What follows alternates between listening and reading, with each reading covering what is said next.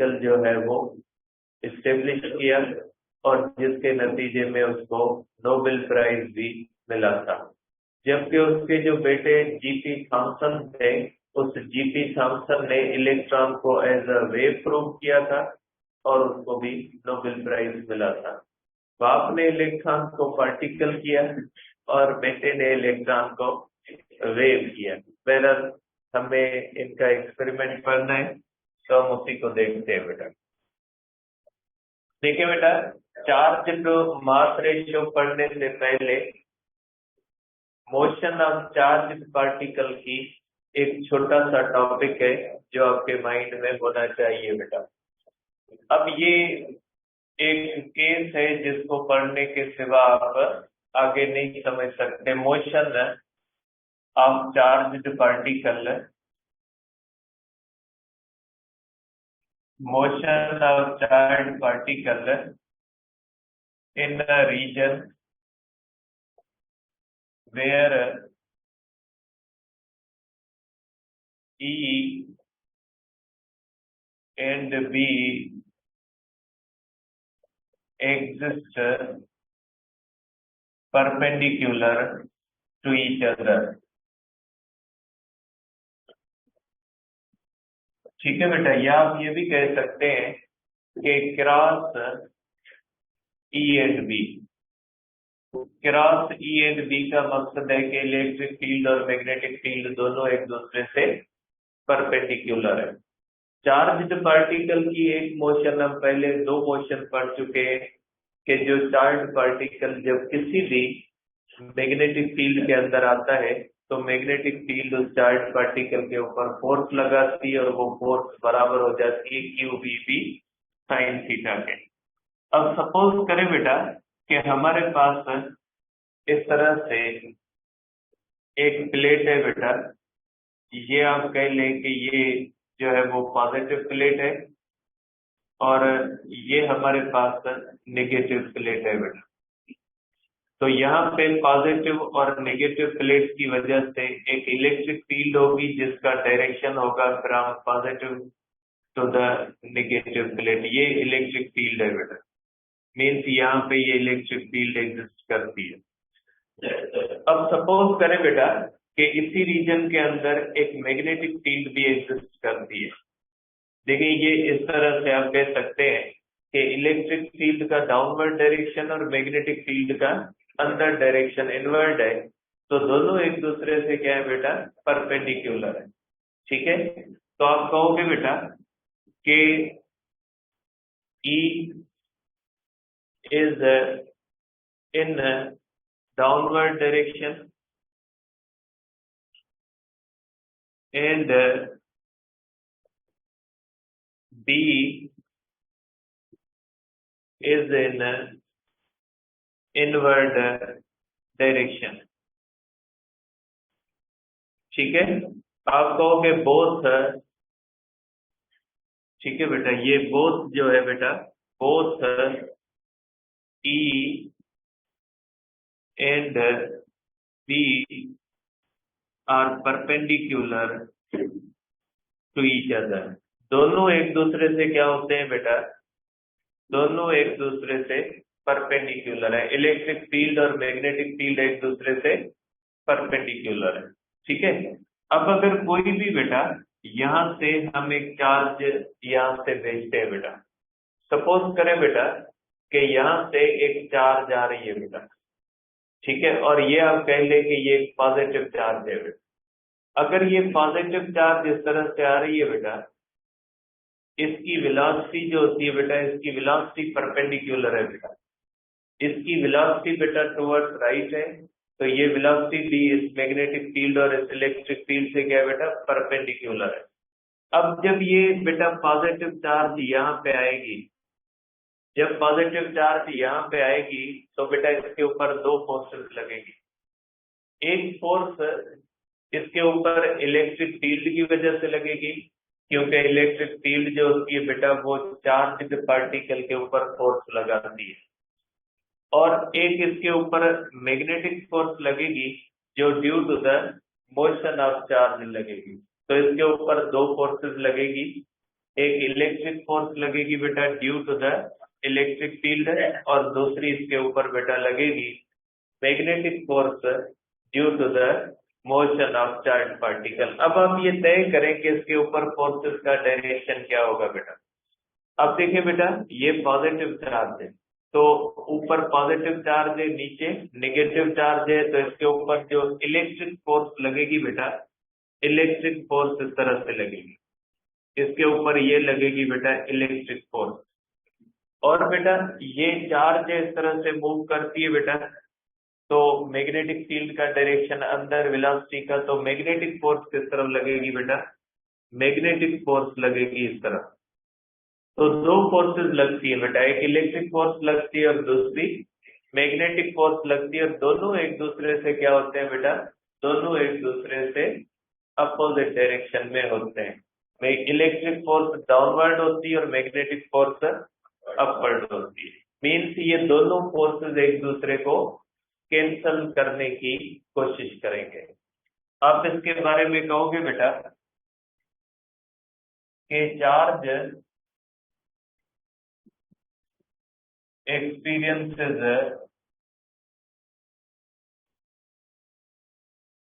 two forces बेटा,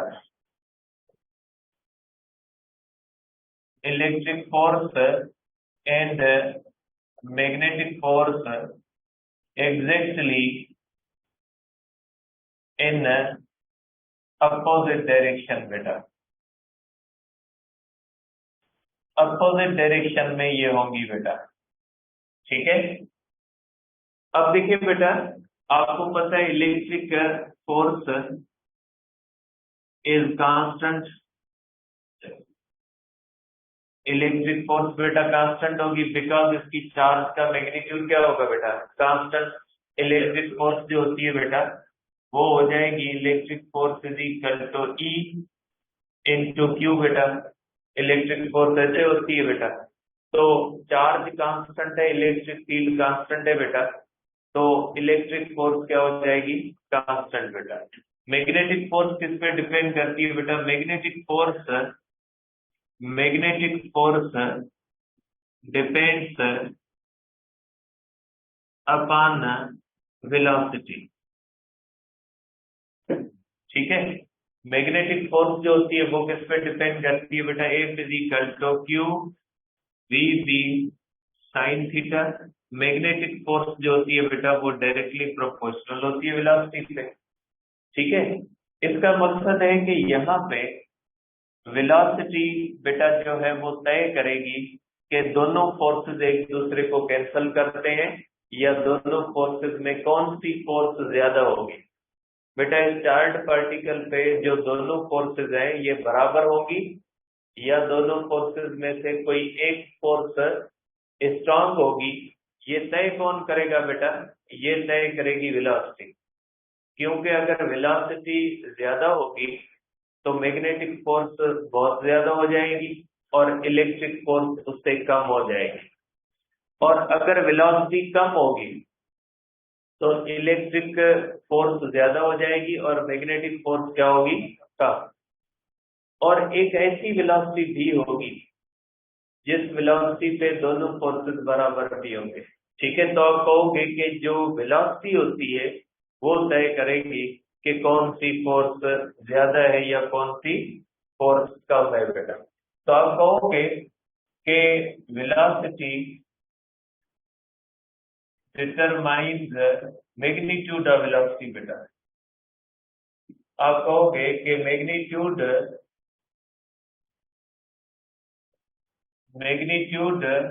of velocity determines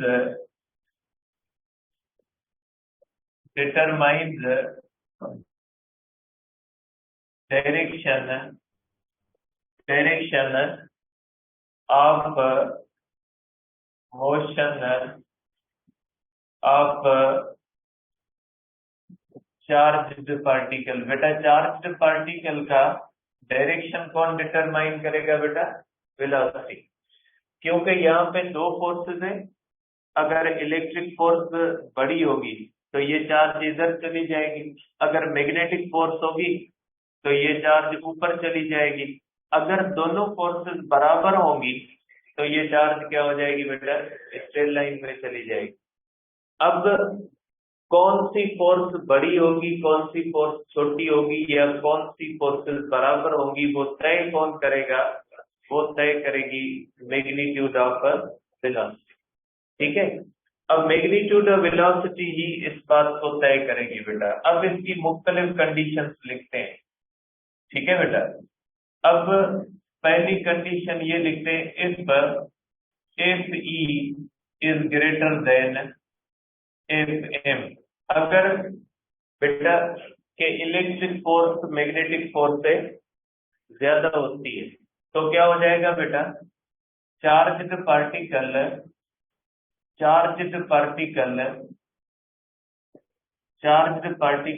deflects downward बेटा। ये किस तरफ डिफ्लेक्ट करेगा बेटा, डाउनवर्ड डिफ्लेक्ट करेगा। अगर इलेक्ट्रिक फोर्स बेटा ज्यादा होगी मैग्नेटिक फोर्स से। दूसरी कंडीशन ये है कि बेटा if magnetic force greater than electric force, charge particle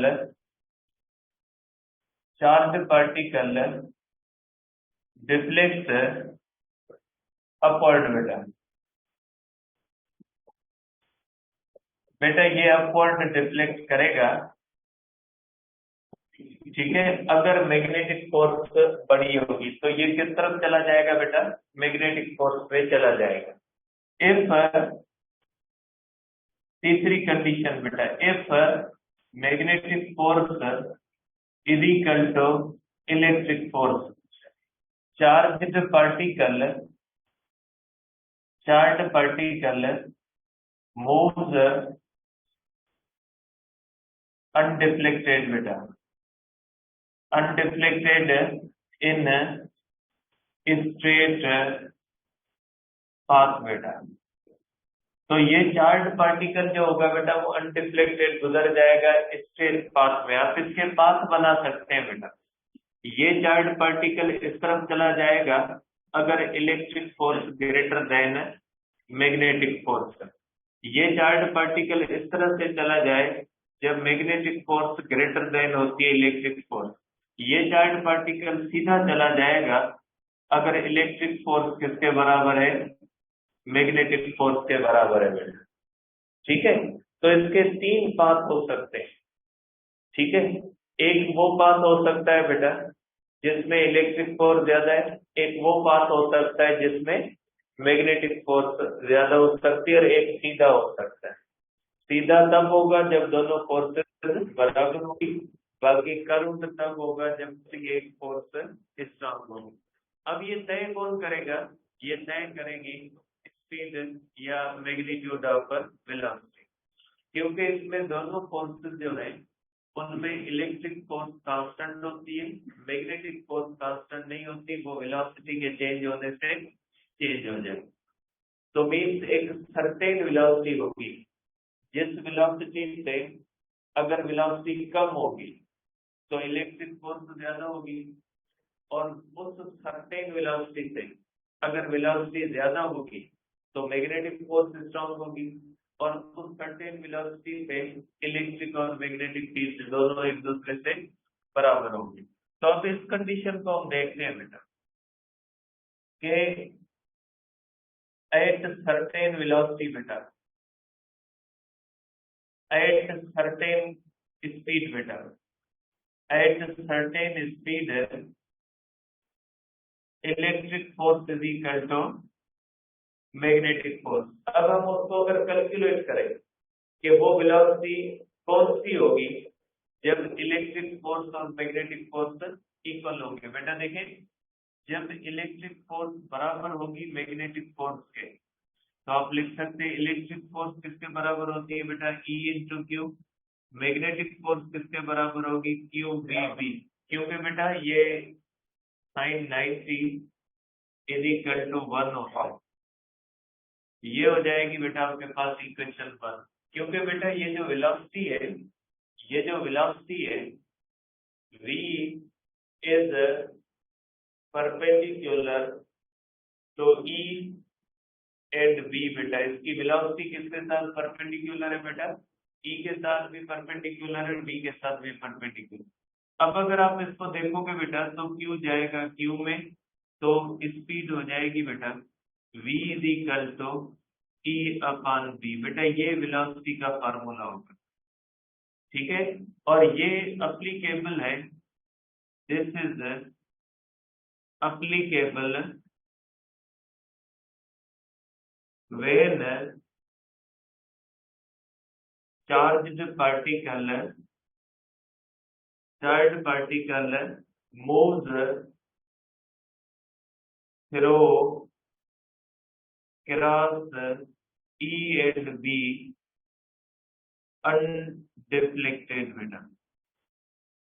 जब चार्ज पार्टिकल अनडिफ्लेक्टेड गुजरता है तो उस वक्त वेलोसिटी का फार्मूला हो जाएगा बेटा ई अपॉन बी, ठीक है। तो ये जो स्पीड ऑफ चार्ज पार्टिकल का फार्मूला हम ये जो हमने किया ना ई अपॉन बी, ये उस सूरत में आप लगा सकते हो जब इलेक्ट्रिक फील्ड भी मौजूद है, मैग्नेटिक फील्ड भी मौजूद है, और कोई चार्ज पार्टिकल उन दोनों फील्ड्स के होते हुए भी अगर उस रीजन से अनडिफ्लेक्टेड गुजर जाता है तो आप कहोगे उसकी वेलोसिटी किसके बराबर है, ई अपॉन बी के बेटा। आप इसको इस क्वेश्चन की सूरत में देख सकते हैं बेटा, इसको आप क्वेश्चन की सूरत में देख सकते हैं कि a charge particle enters a region where E and B are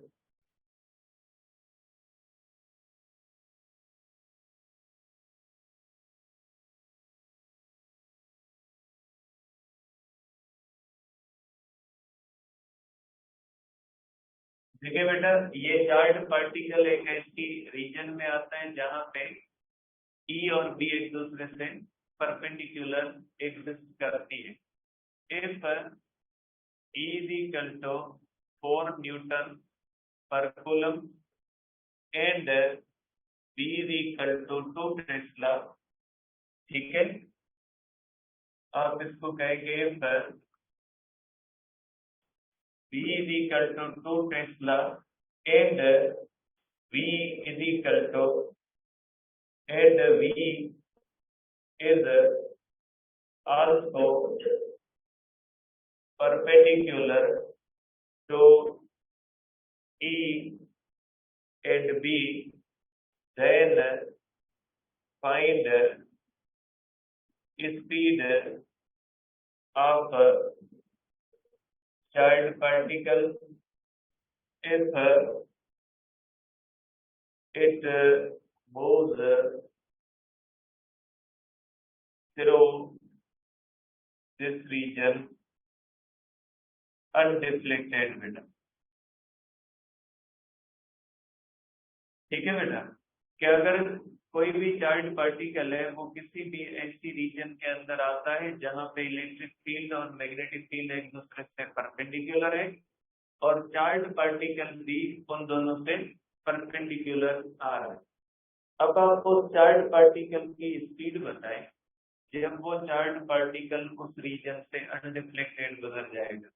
तो बेटा ये हो जाएगा v is equal to E upon B, और आप करोगे बेटा ई है हमारे पास बेटा 4 और बी है 2, तो स्पीड हो जाएगी बेटा 2 मीटर पर सेकंड। तो आप कह सकते हैं कि इसकी स्पीड क्या हो जाएगी, 2 मीटर पर सेकंड होगी। अगर इसकी स्पीड इस रीजन के अंदर जहां पे ये इलेक्ट्रिक फील्ड और मैग्नेटिक फील्ड मौजूद है ना, वहां पे स्पीड कितनी होनी चाहिए बेटा, 2 मीटर पर सेकंड। मीन्स अगर इसकी स्पीड 2 मीटर पर सेकंड होगी तो ये यहाँ पे इस रीजन से अनडिफ्लेक्टेड गुजरेगा। अगर इसकी स्पीड 2 मीटर पर सेकंड से ज्यादा होगी तो वो मैग्नेटिक फोर्स के डायरेक्शन में चला जाएगा। अगर इसकी स्पीड 2 मीटर पर सेकंड से कम होगी तो ये किस डायरेक्शन में चला जाएगा, इलेक्ट्रिक फोर्स के डायरेक्शन में चला जाएगा। तो आप कह सकते हैं बेटा कि ये मुख्तलिफ चीजें हैं जिनको आप यहाँ से देख सकते हैं बेटा। तो ये बेटा एक छोटा सा टॉपिक है जिसका समझना आपके लिए जरूरी है, क्योंकि आगे चार्ज तो मास रेशियो जो फाइंड किया गया है उसमें इस चीज का रूल है बेटा। अब हम करते हैं charge to mass ratio of an electron बेटा। देखिए charge to mass ratio of an electron बेटा।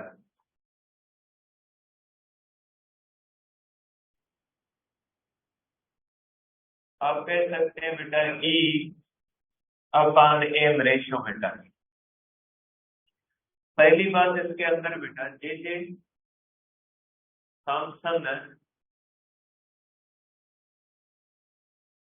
थॉमसन डिटरमाइंड E और एम रेशियो ऑफ इलेक्ट्रॉन बेटा।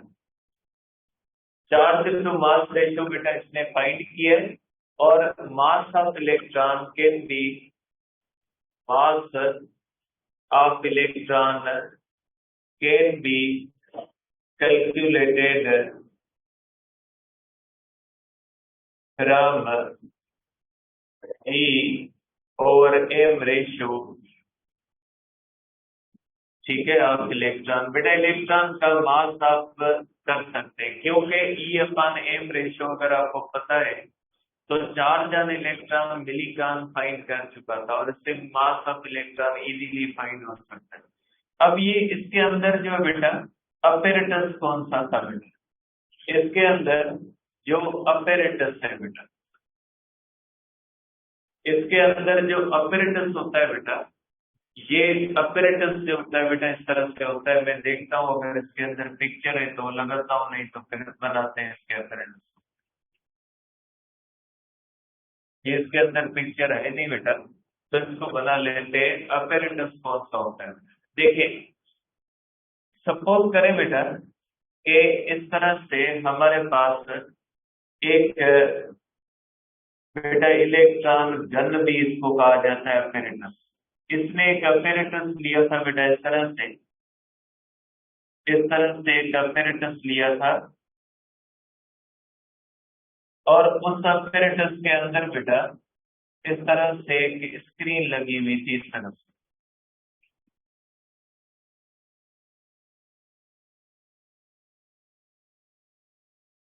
ये आप कह लेंगे बेटा ये एक स्क्रीन लगी होती है इसके अंदर, और यहाँ पे बेटा इसके इस एंड पे इस तरह से एक फिलामेंट लगा होता है बेटा। ठीक है, ये एवाक्यूटेड ट्यूब होता है बेटा। इसके एंड पे बेटा यहाँ पे एक फिलामेंट लगा होता है बेटा, और फिलामेंट को यहाँ से दिया जाता है बेटा करंट। फिलामेंट को यहाँ से करंट दिया जाता है बेटा, और यहाँ पे बेटा आप कह लें कि एक मेटल प्लेट रखी जाती है बेटा, और इसके सामने बेटा इस तरह से दो प्लेट्स रखी जाती है बेटा। यहाँ पे दो प्लेट्स रखी जाती है बेटा, एक प्लेट ए होती है और दूसरी प्लेट बी होती है बेटा इस तरह से। इन दोनों प्लेट के अंदर बेटा इस तरह से एक छोटा सा होल होता है बेटा, इस तरह से इन दोनों प्लेट्स में होल होता है बेटा, और इन दोनों प्लेट्स को हम पॉजिटिव टर्मिनल से कनेक्ट करते हैं। मीन्स दोनों प्लेट्स को हम पॉजिटिव पोटेंशियल देते हैं, और दोनों के दरमियान जो पोटेंशियल डिफरेंस है बेटा, इन दोनों प्लेट्स के दरमियान है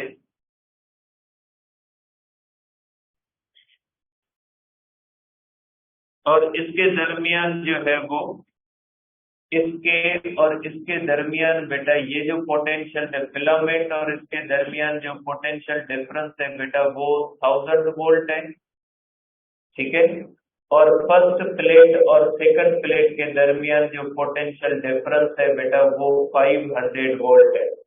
ठीक है, इस तरह से पोटेंशियल रखा जाता है। और ये पोटेंशियल जो होता है बेटा, इसको हम कहते हैं एक्सीलरेटिंग पोटेंशियल बेटा।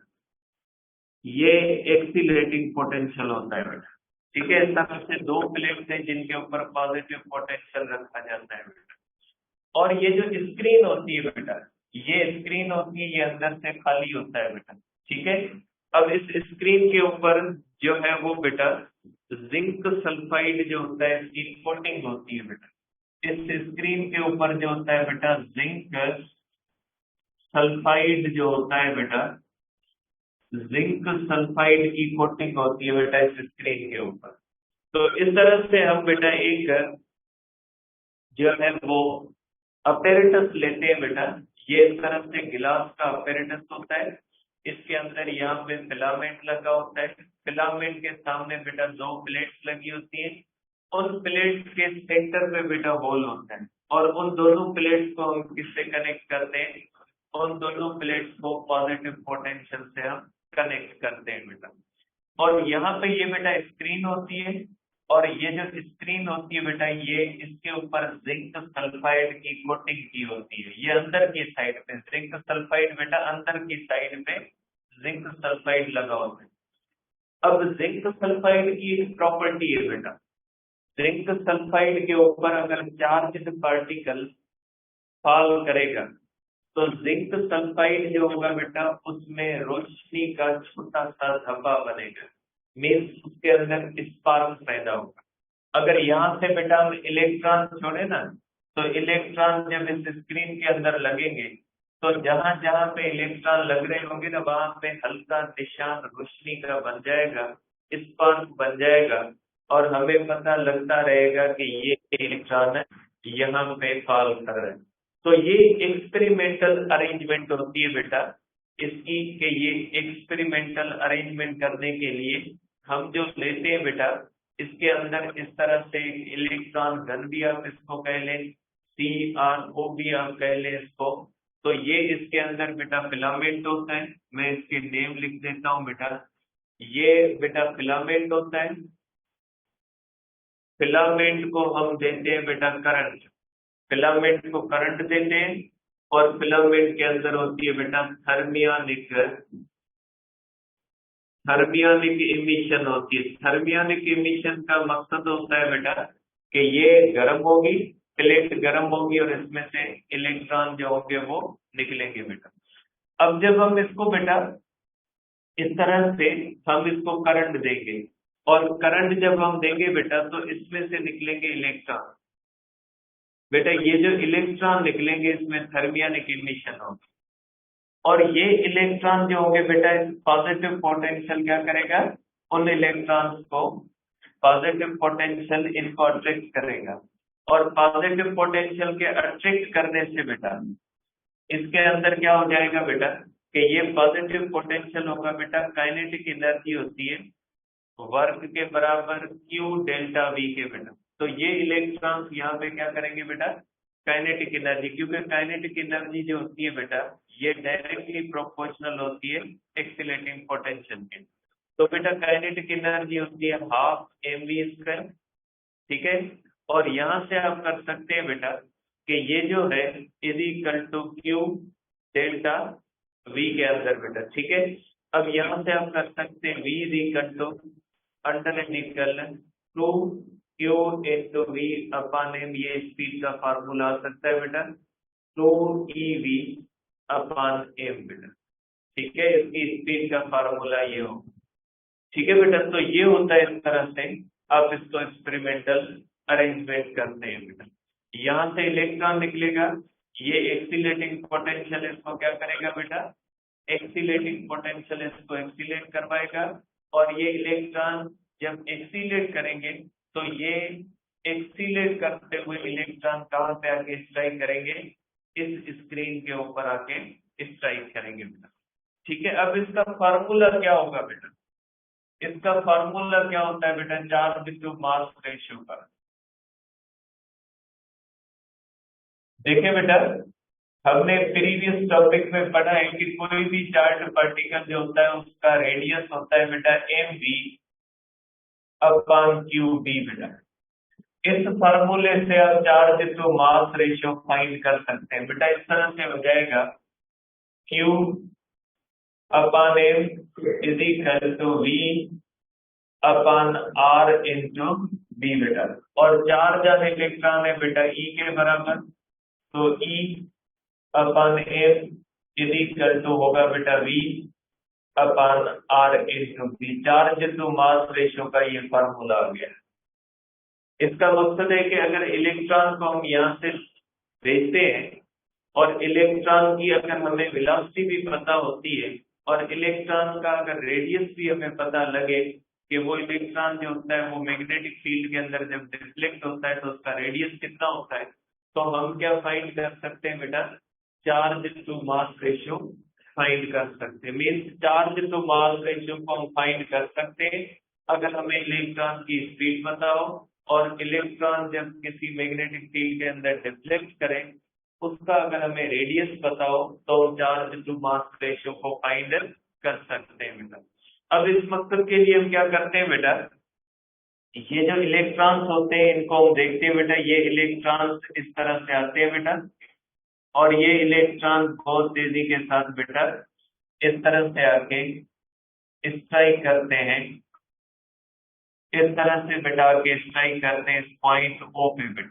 ये अब पहले के पॉइंट O है बेटा, ठीक है। इस पॉइंट O पे बेटा स्ट्राइक करते हैं, ये हमें पता लग जाता है कि ये पॉइंट O पे स्ट्राइक करते हैं। हमें कैसे पता लगता है बेटा, क्योंकि ये जिंक सल्फाइड की कोटिंग है और जिंक सल्फाइड पे जब इलेक्ट्रॉन फॉल करेगा तो आपको पता है कि जिस जगह पे इलेक्ट्रॉन फॉल करेगा वहां पे लाइट का स्पार्क बनेगा और हमें पता लग जाएगा कि इलेक्ट्रॉन कहाँ पे गिर रहे हैं। अब अगर यहाँ पे हम मैग्नेटिक फील्ड एक लगा दें बेटा, सपोज करें यहाँ पे हम एक मैग्नेटिक फील्ड अप्लाई कर देते हैं। सपोज करें बेटा हमने यहाँ पे मैग्नेटिक फील्ड अप्लाई कर दी। अब अगर हम मैग्नेटिक फील्ड यहाँ पे ले आते हैं, अगर मैग्नेटिक फील्ड ले आएंगे बेटा तो जो इलेक्ट्रॉन सीधा जा रहा था, अब ये इलेक्ट्रॉन जो होगा वो किस तरफ जाएगा बेटा, नीचे की तरफ, क्योंकि बेटा मैग्नेटिक फील्ड का डायरेक्शन अंदर और इलेक्ट्रॉन इस तरफ जा रहे हैं। तो अब इलेक्ट्रॉन क्या हो जाएगा बेटा, अब इलेक्ट्रॉन यहाँ से डिफ्लेक्ट होगा और ये इलेक्ट्रॉन आके इस तरह से स्क्रीन के ऊपर जो है वो पॉइंट O डैश पे आएगा बेटा। क्योंकि बेटा ये मैग्नेटिक फील्ड आ गई, मैग्नेटिक फील्ड आने के बाद ये सीधा नहीं जा सकता, पहले सीधा जा रहा था लेकिन मैग्नेटिक फील्ड आने के बाद ये क्या करेगा, डिफ्लेक्ट होगा और डिफ्लेक्ट होकर किस तरफ चला जाएगा बेटा, पॉइंट O डैश पे चला जाएगा, ठीक है। तो इस तरह से हमें इसका रेडियस हम कैलकुलेट कर सकते हैं बेटा। यहाँ से ये जब डिफ्लेक्ट करेगा हमें पता लगेगा कि इसकी डिफ्लेक्शन कितनी है बेटा, ठीक है। ये हो जाएगा बेटा, इस डिस्टेंस को हम कहते हैं A, ठीक है। और इस डिस्टेंस को हम कहते हैं बेटा distance is equal to A बेटा। और ये जो इलेक्ट्रॉन इतना डिस्टेंस तय कर रहा है इसको हम क्या कहते हैं बेटा, B, ठीक है। और इलेक्ट्रॉन जब इस तरह से डिफ्लेक्ट करेगा तो मेरे ख्याल में ये फार्मूला होता है B²/2A होता है। रेडियस जो होता है वो होता है शायद B²/2A। तो ये जो इसकी डिफ्लेक्शन का रेडियस होता है ये रेडियस हो जाता है बेटा B²/2A। मीन्स आप रेडियस निकाल सकते हैं इलेक्ट्रॉन का। और इलेक्ट्रॉन का जो रेडियस हम निकालते हैं ना बेटा वो थ्योरम के हेल्प से निकालते हैं कि ये इलेक्ट्रॉन जब मैग्नेटिक फील्ड के अंदर डिफ्लेक्ट होगा तो इसका रेडियस जो होगा ये रेडियस हो जाएगा B²/2A। B² या B है, खाली B²/2A। तो इसका रेडियस जो होता है बेटा ये B²/2A हो जाएगा। अब हम क्या करेंगे बेटा, इसकी स्पीड कैलकुलेट करेंगे और इसकी स्पीड कैलकुलेट करने के लिए हम क्या करते हैं बेटा, यहाँ पे हम इलेक्ट्रिक फील्ड ले आते हैं बेटा। इसकी बेटा स्पीड फाइंड करने के लिए बेटा हम ले आते हैं इस तरह से इलेक्ट्रिक फील्ड बेटा। यहाँ पे इसको देते हैं बेटा पॉजिटिव चार्ज और इसको देते हैं बेटा नेगेटिव चार्ज। अब यहाँ पे एक इलेक्ट्रिक फील्ड आ जाएगी बेटा और इलेक्ट्रिक फील्ड का डायरेक्शन बेटा इस तरह से हो। ठीक है, अब बेटा क्या हो जाएगा कि इलेक्ट्रिक फील्ड आने के बाद ये जो होगा इसकी डिफ्लेक्शन कम होगी, और ये जो पहले यहाँ पे आ रहा था अब ये क्या हो जाएगा, यहाँ पे आ जाएगा। हम ऐसी इलेक्ट्रिक फील्ड सेट करेंगे, हम ऐसी इलेक्ट्रिक फील्ड सेट करेंगे कि जो इलेक्ट्रॉन डिफ्लेक्ट होके यहाँ पे आ रहा था वो इलेक्ट्रॉन वापस कहाँ पे आ जाएगा, O पे। और जब इलेक्ट्रॉन वापस O पे आ जाएगा मीन्स वो इलेक्ट्रॉन दोनों फील्ड से गुजरने के बाद कहाँ पे आ रहा है, वापस O पे आ रहा है। अगर इलेक्ट्रॉन दोनों फील्ड से गुजरने के बाद वापस O पे आता है, इसका मकसद है उस वक्त इसकी स्पीड कितनी होगी बेटा, उसकी स्पीड के लिए आप करोगे कि v is equal to E/b बेटा। अब आप यहाँ पे रखोगे बेटा तो चार्ज टू मास रेशियो का फार्मूला हो जाएगा बेटा v की जगह पे आप करोगे बेटा E/r/b², और इसकी वैल्यूज अगर बेटा इलेक्ट्रिक फील्ड की वैल्यू b की r की इनकी वैल्यूज पुट करोगे तो चार्ज टू मास रेशियो बेटा आ जाएगा। और ये चार्ज टू मास रेशियो अपने बुक में लिखा हुआ है बेटा कि ये चार्ज टू मास रेशियो आ जाएगा हमारे पास बेटा 1.60, सॉरी बेटा 1. ठीक है बेटा, ये चार्ज टू मास रेशियो आएगा 1.7, ये होगा 5.888 into 10⁻11 कूलम पर किलोग्राम बेटा ये चार्ज टू मास रेशियो आ जाएगा।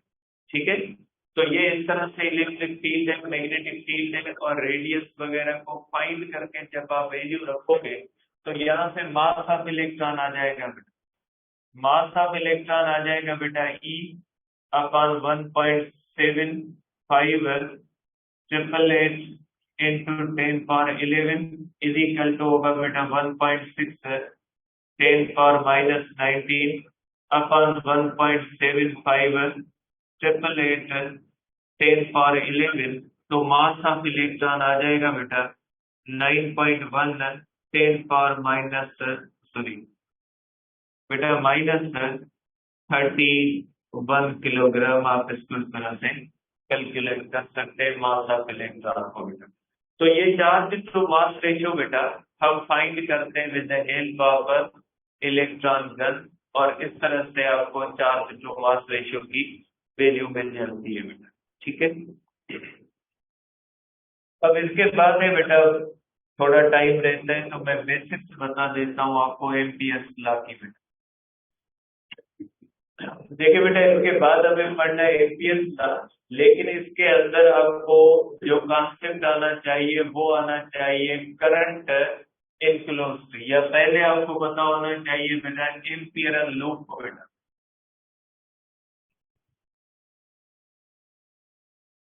एम्पियरल लूप है बेटा। अब नेक्स्ट टॉपिक हमारा है बेटा एम्पियर्स लॉ, उसके अंदर आपको एम्पियरल लूप का पता होना चाहिए बेटा। एम्पियर्स लॉ और गॉसेस लॉ एक तरह से होते हैं।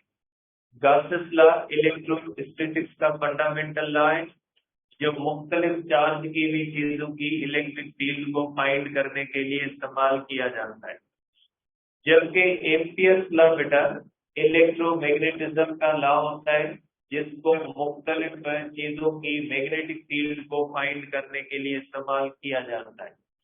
तो जितनी इम्पोर्टेंस गॉसेस लॉ की इलेक्ट्रोस्टैटिक्स के अंदर उतनी एम्पियर जो होती है वो इम्पोर्टेंस होती है बेटा एम्पियर्स लॉ की इलेक्ट्रोमैग्नेटिज्म के अंदर बेटा। अब गॉसेस लॉ के अंदर हम गॉसियन सरफेस लेते हैं, और गॉसियन सरफेस क्लोज्ड सरफेस होता है, जबकि एम्पियर्स लॉ के अंदर हम एम्पियरल लूप लेते हैं बेटा। अब एम्पियरल लूप और गॉसेस लॉ के गॉसियन सरफेस के अंदर फर्क होता है बेटा। क्लोज्ड सरफेस का मकसद है वो चीज जो किसी चीज को हर तरफ से घेर ले, उसको हम कहते हैं क्लोज्ड सरफेस। जैसे कोई बॉक्स होता है उसके अंदर कोई चार्ज रख दे तो बॉक्स उस चार्ज को हर तरफ से घेर लेता है, तो बॉक्स जो होता है उसके बारे में आप कह सकते हैं कि जो बॉक्स होता है वो क्लोज्ड सरफेस है। लेकिन अगर कोई रिंग हो बेटा जो रिंग होती है वो क्लोज लूप होती है, रिंग को लूप कहते हैं, जबकि अगर बाल हो, स्फेयर हो, वो क्या हो जाएगा, क्लोज्ड सरफेस। अगर कोई रिंग है बेटा तो रिंग आप कहेंगे कि रिंग जो होती है उसको हम कहेंगे कि ये क्लोज्ड बेटा जो है वो एम्पियरल लूप है बेटा। सपोज करें बेटा ये कंडक्टर है बेटा, सपोज करें बेटा ये कंडक्टर है और कंडक्टर को अगर इस तरह से हम एक रिंग के अंदर बंद कर देते हैं, सपोज करें बेटा ये हमारे पास है एक इस तरह से कंडक्टर है और इस कंडक्टर को हम इस तरह से इसको इस तरह से एक रिंग के अंदर बंद कर देते हैं, तो ये रिंग इसकी क्या हो जाएगी बेटा, इस रिंग को हम कहेंगे कि ये एम्पियरल लूप है बेटा, क्योंकि इस रिंग के अंदर ये कंडक्टर है। तो इस रिंग को हम क्या कहेंगे बेटा, इसको हम कहेंगे ये एम्पियरल लूप है बेटा। तो आप इसको कहोगे बेटा ये एम्पियरल लूप है बेटा, इसको हम कहेंगे एम्पियरल लूप बेटा।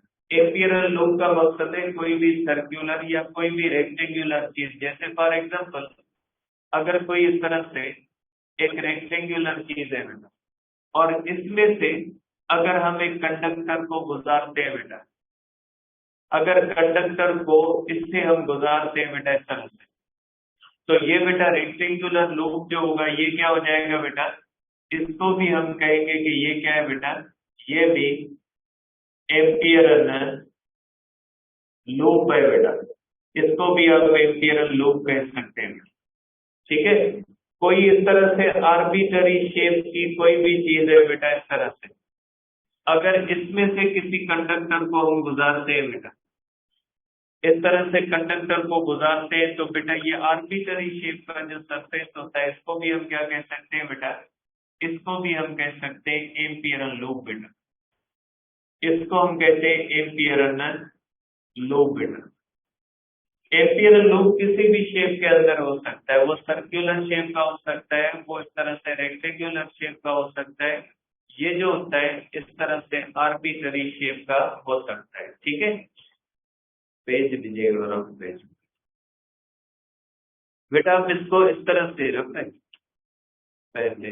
देखिए बेटा अगर इसको हम कंडक्टर मानते हैं, ये कंडक्टर है, अगर इसको मैं इस तरह से इसमें से पास करवा लूं बेटा, तो ये जो होगा ये इसका क्या हो जाएगा बेटा, ये इसका एम्पियरल लूप होगा। ठीक है, एम्पियरल लूप का मकसद है हर वो चीज जिसमें से कोई कंडक्टर गुजरता है। अगर मैं इसको इस तरह से बंद कर दूं बेटा, अगर बंद मैंने कर दिया ना, अब ये बन गया, ये गॉसियन सरफेस हो गया।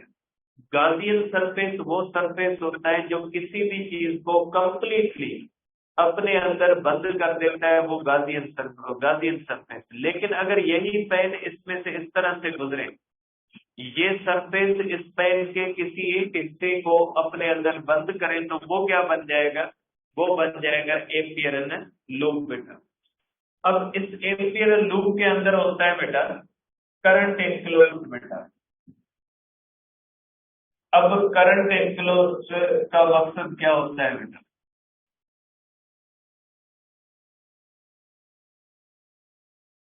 देखिए करंट एनक्लोज्ड का मकसद होता है बेटा करंट बाउंडेड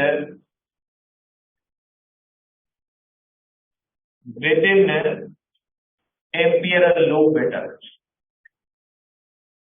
एम्पियरल लूप के अंदर जो करंट बंद होता है, सपोज करें बेटा आपके पास एक एम्पियरल लूप इस तरह से बेटा, एक रिंग है, इसमें से करंट बेटा एक कंडक्टर गुजरता है और इस कंडक्टर में आप कह ले बेटा कि इसमें करंट गुजर रहा है बेटा, ऊपर की तरफ करंट गुजर रहा है बेटा 1 एम्पियर।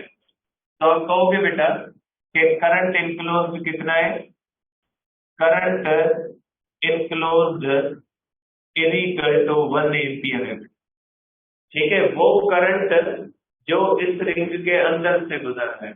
अब अगर इस तरह से हो बेटा, सपोज करें अगर ये इस तरह से बेटा रिंग हो और इस तरह से बेटा,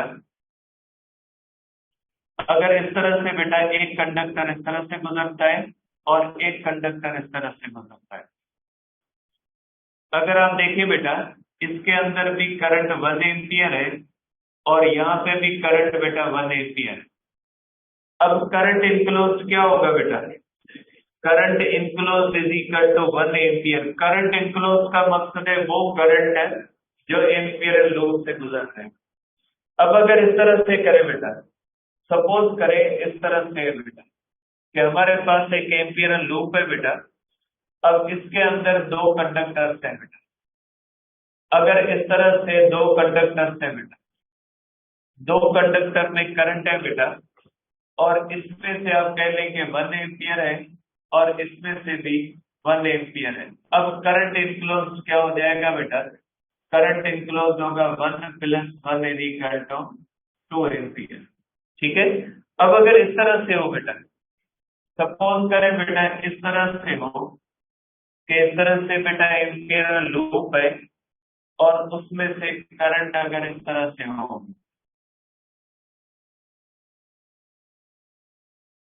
इस तरह से करंट हो बेटा कि एक अपवर्ड हो और दूसरा करंट बेटा डाउनवर्ड हो।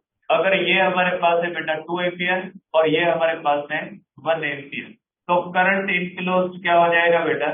यदि करंट हो जाएगा बेटा 2 एम्पियर माइनस 1 एम्पियर, यदि करंट 1 एम्पियर हो।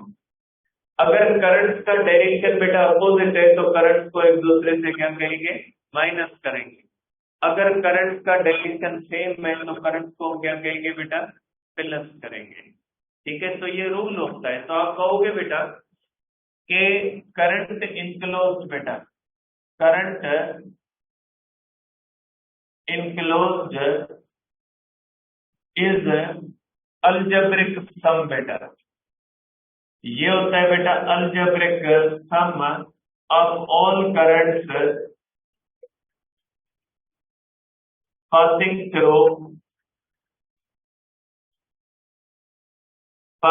through एम्पियर लूप बेटा। ठीक है बेटा, ये अलजेब्रिक सम होता है। अलजेब्रिक सम का मकसद है सेम डायरेक्शन होगा बेटा। अगर सेम डायरेक्शन होगा तो सम होगी, अगर अपोजिट डायरेक्शन होगा तो सब्ट्रैक्शन होगी बेटा। अब इसका एक स्पेशल केस है बेटा, इसका एक स्पेशल केस है बेटा। स्पेशल केस कौन सा है कि अगर एक रिंग है बेटा, इफ रिंग इज इनक्लोज्ड बेटा, अगर एक रिंग इनक्लोज्ड है बेटा इन एम्पियर लूप बेटा, अगर कोई रिंग इनक्लोज्ड है एम्पियर लूप में बेटा, अब पहले बेटा कि सपोज करें ये एम्पियर लूप अब मैं इस तरह का बना देता हूं, ये एम्पियर लूप है। अब इसके अंदर अगर कोई भी बेटा रिंग है, सपोज करें इस रिंग को मैंने इसके अंदर बंद कर दिया बेटा, ये रिंग अंदर बंद है बेटा, या आप इसको इस तरह बनाए। सपोज करें बेटा ये हमारे पास एम्पियर लूप है बेटा, ये एम्पियर लूप है बेटा। अब सपोज करें बेटा कि एक सर्कुलर रिंग है बेटा, ये इसके अंदर इस तरह से इनक्लोज हमने की है बेटा, सर्कुलर रिंग बेटा। ठीक है, अब इसको अगर करंट देते बेटा इस तरह से, ये करंट यहां से ऊपर की तरफ होगा बेटा और यहां से करंट क्या होगा बेटा? नीचे की तरफ होगा। मीन्स रिंग में जितना करंट ऊपर की तरफ है उतना करंट क्या होगा? नीचे की। तो टोटल करंट इनक्लोज क्या होगा बेटा? करंट इनक्लोज 0 होगा, क्योंकि रिंग के दो हिस्से होंगे बेटा। एक हिस्से से करंट ऊपर की तरफ है और दूसरे हिस्से से क्या होगा? नीचे की तरफ होगा। देयरफॉर आप कहोगे current enclose is equal to I minus I is equal to 0 बेटा। अगर किसी भी एम्पियर लूप के अंदर आप रिंग को बंद करोगे तो उसका करंट इनक्लोज कितना माना जाएगा बेटा? करंट इनक्लोज 0 माना जाएगा। आप इसको इस तरह भी देख सकते हैं बेटा कि सपोज करें ये एम्पियर लूप है और उसके अंदर अगर इस तरह से हमने रिंग बंद की हुई है बेटा, अगर करंट यहाँ से ये है, करंट यहाँ से ये होगा, दोनों करंट एक दूसरे से क्या है बेटा, अपोजिट, जीरो हो जाएंगे। ये करंट इस तरह हो जाएगा, ये इस तरह हो जाएगा, ये करंट और ये करंट भी एक दूसरे से क्या होंगे, अपोजिट होंगे। तो अगर किसी भी रिंग को हम बंद करते हैं तो उसमें करंट इनक्लोज क्या माना जाएगा, जीरो माना जाएगा। ठीक है बेटा, तो ये चीजें ध्यान में रखिएगा कि एम्पियर लूप क्या होता है या करंट इनक्लोज क्या होता है। इंशाल्लाह कल हम डिस्कस करेंगे एम्पियर लॉ के बारे में बेटा। इसके बाद आपकी केमिस्ट्री की क्लास में